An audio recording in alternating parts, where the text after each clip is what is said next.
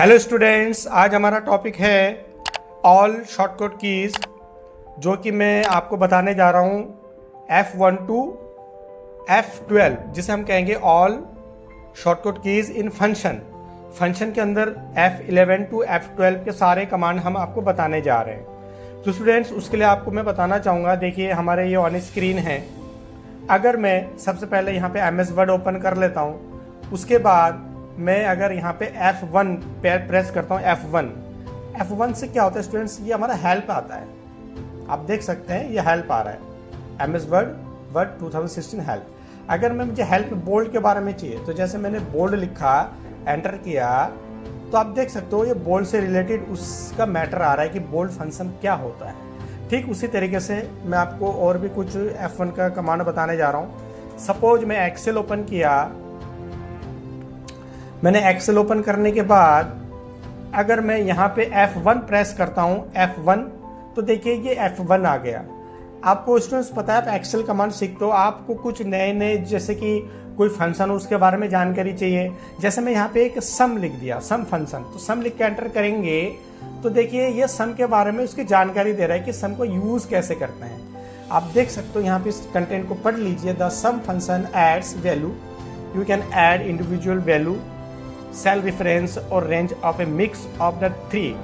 For example sum is equal to sum और ये range of area. तो ये किसी भी फंक्शन को लिख के उसका आप सेंटेंस को समझ सकते हो। तो हेल्प आपको इसलिए मददगार होता है कि आप किसी भी सेंटेंस को समझना या कोई कमांड डाल के उसके बारे में जानकारी लेना। उसके बाद मैं आपको बताने जा रहा हूँ कि अगर आपके पास कोई ब्राउजर्स ओपन है, जैसे मान लिया आपने गूगल क्रोम ओपन किया, उसके बाद अगर आप डायरेक्टली F1 करते हैं, कोई भी इंफॉर्मेशन निकाल सकते हैं। जैसे लिखा है how can we help you, तो आप यहाँ पे इंटरनेट पे आने के बाद भी गूगल से कोई हेल्प ले सकते हो F1 प्रेस करके। जैसे आप F1 प्रेस करेंगे, गूगल से आप कोई भी हेल्प ले सकते हैं। फिर मैंने मिनिमाइज कर दिया। देखिए हमारे पास बहुत सारे टास्क है, ये देखिए, ये हमारा MS वर्ड है, ये हमारा MS एक्सेल है। अब मैं स्टूडेंट्स आपको बताने जा रहा हूँ कि एक फोल्डर क्रिएट कैसे करते हैं। आप बेसिकली राइट क्लिक करके यहाँ से फोल्डर क्रिएट करोगे। तो फोल्डर क्रिएट करने के लिए Ctrl+Shift+N, देखिए Ctrl+Shift+N एक ऐसा कमांड है, शॉर्टकट कमांड, Ctrl+Shift+N। अब मैं आपको बताने जाऊंगा कि इस तरीके से आप फोल्डर बना सकते हो। लेकिन यहाँ पे नाम चेंज करना है, आप डायरेक्ट भी चेंज कर सकते थे, लेकिन आप राइट क्लिक करके रीनेम यहाँ से भी कर सकते हो। देखिए मैंने यहाँ पे ओके लिख दिया, ओके एंटर किया, देखिए नाम हो गया। अगर जिसका नाम चेंज करना है उस पर क्लिक कीजिए और F2 कीजिए, देखिए ये नाम चेंज का ऑप्शन आ गया है। अब मैंने यहाँ पर राम लिख दिया, एंटर किया, देखिए F2 से क्या होता है, आप किसी भी फोल्डर का नाम चेंज कर सकते हो या किसी भी सॉफ्टवेयर का। जैसे मैंने यहाँ पे आपको बता देता हूँ, यहाँ पे ये आपका माई कंप्यूटर है, इस पर भी आप F2 करके यहाँ पे नाम चेंज कर सकते हैं। मैंने हल्दर लिख दिया, एंटर, देखिए हल्दर नाम से आपका ये माई कंप्यूटर आ गया। उसके बाद मैं आपको बताना चाहूँगा कि अगर F2 का यूज़ और एक जगह पे आप कर सकते हो, जैसे आपका MS वर्ड है, लेकिन आपको Ctrl+F2, कंट्रोल यहाँ पे आप जो Ctrl+F2 से आप प्रिंट प्रीव्यू देख सकते हो। तो यहाँ पे Ctrl+F2 करके आप अपने स्क्रीन में जो भी लिखा हुआ है मैटर, उसका Ctrl+F2 से प्रिंट प्रीव्यू कर सकते हैं। स्केप से बाहर आ जाइए। उसके बाद स्टूडेंट्स मैं आपको बताने जा रहा हूँ कि F3 क्या होता है। आप देख सकते हो यहाँ पे मेरे पास कुछ कमांड है, आप देख सकते हो। अगर इस कमांड के ऊपर अगर मैं इसको सेलेक्ट करता हूँ, triple click to select one paragraph, मैं 3 बार क्लिक करके एक पैराग्राफ को सेलेक्ट कर लिया। उसके बाद अगर मैं यहाँ पर Shift+F3 से क्या होता है, देखिए ये आपका चेंज हो गया, आप देख सकते हो। फिर अगेन आप Shift+F3 कीजिए, देखिए ये हमारा स्मॉल लेटर, कोई भी देखो बड़ा नहीं है यहाँ पे। फिर अगेन मैं यहाँ पे Shift+F3 किया, देखिए सेंटेंस केस पे आ गया। तो सेंटेंस केस पे आ गया। फिर Shift+F3 से आपका सब कैपिटल केस में आ गया। फिर Shift+F3 से ये लोअर केस में आ गया। लेकिन हम ज़्यादातर सेंटेंस केस पे लिखते हैं, जो पहला लेटर बड़ा होता है। देखिए अभी पहला लेटर छोटा है, Shift+F3। देखिए ऐसे आप चेंज केस कर सकते हैं। उसके बाद मैं आपको बताऊंगा कि F4 का यूज़ क्या है। देखिए स्टूडेंट्स, मैंने ये फाइल है, इसको मैंने सबसे पहले सेव किया, लेकिन सेव करने का मैं कमांड बता देता हूँ। आप सीधा F12 प्रेस कीजिए, F12, देखिए F12 से आप सेव कर सकते हो। मैंने यहाँ पे GK नाम से डेस्कटॉप में सेव कर दिया इस फाइल को। देखिए अभी कोई नाम नहीं है, डॉक्यूमेंट 2 लिखा रहा है। अगर मैं सेव करता हूँ तो देखिए यहाँ पे GK नाम से सेव है। देखिए मिनिमाइज किया। अगर देखिए मैं आपको ये बताना चाह रहा हूँ स्टूडेंट्स, GK नाम से सेव है। सेव करने के बाद ही आप Ctrl+F4, अगर आप Ctrl+F4 करते हैं तो आपका ये ऐसे हट जाते हैं। ये देखिए कंट्रोल प्लस F4 से आपका हट जाता है। अगर मैं आपको MS वर्ड के फाइल में जाके आपको दिखा रहा हूँ, कोई भी आपके पास फाइल है, सेव किया हुआ कोई फाइल है, सपोज दैट आपके पास यहाँ से पहले मैं ओपन करके दिखा रहा हूँ स्टूडेंट्स, ये हमारा एक फाइल है। अगर मैं कंट्रोल प्लस F4 करता हूँ तो देखिए हमारा जो सिर्फ फाइल है वही हटा है। कंट्रोल प्लस F4 से होता क्या है कि जो शीट्स होती है, जो फाइल्स होती है वही हटता है, पूरा हमारा ऑन स्क्रीन हटता नहीं है। अगर मुझे पूरा का पूरा ये एप्लीकेशन हटाना है तो Alt F4, तो ये एक्चुअली F4 जो होता है, ये Alt F4 करके आप पूरा एप्लीकेशन भी हटा सकते हो। अगर आपको कंप्यूटर भी शट डाउन करना है तो Alt F4 करोगे, देखिए कंप्यूटर शट डाउन हो जाएगा। लेकिन स्टूडेंट्स हम शट डाउन नहीं कर सकते, नहीं तो हमारा पूरा स्क्रीन रिकॉर्डिंग हट जाएगा। स्केप करके मैं बाहर आ गया।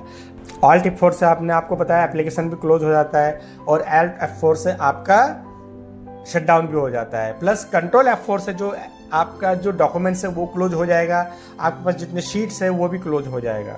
ओके स्टूडेंट्स, उसके बाद मैं आपको बताने जा रहा हूँ F5। F5 क्या होता है स्टूडेंट्स, आप रिफ्रेश कीजिए, देखिए ये रिफ्रेश हो रहा है, राइट क्लिक रिफ्रेश। लेकिन इसी को अगर शॉर्टकट कमांड से करना चाहते हो F5, तो आपको मैं F1 से लेके F12 तक के सारे फंक्शन का यूज़ बताऊंगा स्टूडेंट्स कि कैसे यूज़ किए जाते हैं। उसके बाद मैं आपको F6 बताऊंगा। F6 एक्चुअली क्या होता है, जैसे आपके पास माउस आपके पास है नहीं, आप माउस विदाउट माउस के अगर आपको विंडो पे जाना है या फिर आइकन्स पे आना है या टास्क बार पे जाना है, कैसे जाएंगे? आप F6 दबाइए, ये देखिए F6 से आपका यहाँ पे सर्च बार आ गया, फिर F6 दबाइए, ये देखिए आपका आगे बढ़ रहा है। अब F6 से देखिए आपका यहाँ पे आ गया, फिर F6 कीजिए, देखिए आपका आगे बढ़ गया। अब देखिए आपका आइकन्स पे आ गया, आप आइकन्स पे भी यहाँ पे अलग अलग जा सकते हो। तो F6 करके आप ऑन स्क्रीन के ऊपर किसी भी अदर टास्क में जा सकते हो, टैब F6 करके, ये देखिए। तो स्टूडेंट्स F6 आपको विदाउट माउस के थ्रू आप किसी भी टास्क में अदर प्लेस जाने के लिए यूज़ करते हैं। उसके बाद आपको मैं बताऊंगा F7। F7 एक्चुअली ये जो होता है, ये आपका कोई पैराग्राफ के ऊपर यूज़ करने के लिए होता है। सपोज करो मेरे पास एक पैराग्राफ है = R एंटर रैंड। अब देखिए मैंने यहाँ पे $O लिख दिया जैसे प्रूफ, उसके बाद मैंने यहाँ पे प्रोवाइड में $R लिख दिया। तो कहीं पे देखिए जो मिस्टेक होता है तो उसके सामने रेड कलर का अंडरलाइन होता है। तो मैंने जब F7 प्रेस किया तो देखिए ये हमारा स्पेलिंग चेक आ गया। तो प्रोवाइड्स को सेलेक्ट करके मैं चेंज किया, देखिए चेंज हो गया। प्रूफ, ये देखो प्रूफ में यहाँ पे $O आ रहा है, मैं चेंज कर दिया, देखिए ऐसे। तो इस तरीके से हमारा स्पेलिंग पूरा चेक हो चुका है, कंप्लीट। ओके, इस तरीके से आप F7 करके जो गलतियां है उसको आप सुधार सकते हो कि आपके डॉक्यूमेंट में क्या गलतियां है। उसके बाद मैं स्टूडेंट्स आपको बताने जा रहा हूं कि F8 का एक्चुअल यूज़ क्या होता है। मैं सबसे पहले यहाँ पे एंटर किया, ओपन किया। अब मैं आपको अगर बताऊं, यहाँ पर आप डायरेक्टली अगर F8 प्रेस करते हैं तो यहाँ पे कोई फंक्शन आपका यूज़ नहीं होगा। यहाँ पे एक आपका देखो F8 क्या यूज़ करते हैं। मैं यहाँ पे थोड़ा सा कोई शीट लेके आपको बताना चाहूँगा स्टूडेंट्स। मेरे पास मार्कशीट ऑलरेडी पहले से बना हुआ है। अब मैं आपको बताता हूँ, देखिए ये मैंने ओपन कर लिया मार्कशीट। उसके बाद देखिए अगर मैं यहाँ पे सेलेक्ट है मेरा, अगर मैं यहाँ पे शिफ्ट के साथ एरो की डाउन कर ऐसे आगे बढ़ाता हूँ एरो की, तो कि ऐसे सेलेक्ट हो रहा है, ठीक है। अगर मैं एरो की राइट कर दूंगा तो हट जाएगा। लेकिन अगर आप यहाँ पे F8 दबा के एरो की अगर आगे लेके आते हो तो देखो आगे बढ़ रहा है। अगर आप इधर करोगे तो एक एक करके बढ़ रहा है, और नीचे करोगे तो नीचे आ रहा है, ऊपर करोगे तो ऊपर जाएगा, अब राइट करोगे तो राइट जाएगा। एक्चुअली ये क्या होता है, वहाँ पे स्टोर हो जाता है, वहाँ से लाइन बनना स्टार्ट हो जाता है। तो आपको और एक बताऊँगा, अगर आप यहाँ पर डायरेक्टली इस तरीके से यूज़ कर सकते हो। देखो मैं आपको F8 दबा के एरो की डाउन करूँगा तो ये पूरा सिलेक्शन में कन्वर्ट हो जाएगा, एक बार में हटता नहीं। स्केप करके मैंने उसको हटा दिया कमांड को। तो F8 का और भी यूज़ होता है स्टूडेंट्स, जैसे जैसे आप कोई वर्क करोगे उसके आगे मैं बताऊँगा। एक्चुअली उसके आगे मैं आपको बताना चाहूँगा कि F9 क्या होता है स्टूडेंट्स, वो मैं आपको बताने जा रहा हूँ। आप देखिएगा यहाँ पे जैसे कि मेरे पास ये टोटल है, टोटल का टोटल निकालना है तो = सम। मैंने यहाँ से ब्रैकेट सेलेक्ट करके रेंज ले लिया, एंटर किया। देखिए स्टूडेंट्स ये हमारा यहाँ पे 1296 है। अगर मैं यहाँ पे मास चेंज कर देता हूँ 1296 है, देखिए आप। अगर मैं यहाँ पे आपका 90 कर देता हूँ, फिर एंटर कर देता हूँ, देखिए यहाँ पे 1363 आ गया। ये आपका क्या होता है कि ऑटोमेटिकली यहाँ पे चेंज होता जा रहा है। अब देखिए मैंने मैथ में चेंज कर दूंगा, यहाँ पे मैं 50 कर देता हूँ, देखिए अभी 1363 है। अगर मैं यहाँ पे 1363 यहाँ पे 50 कर दिया तो देखिए स्टूडेंट्स यहाँ पे बढ़ गया आपका 1382 आ गया।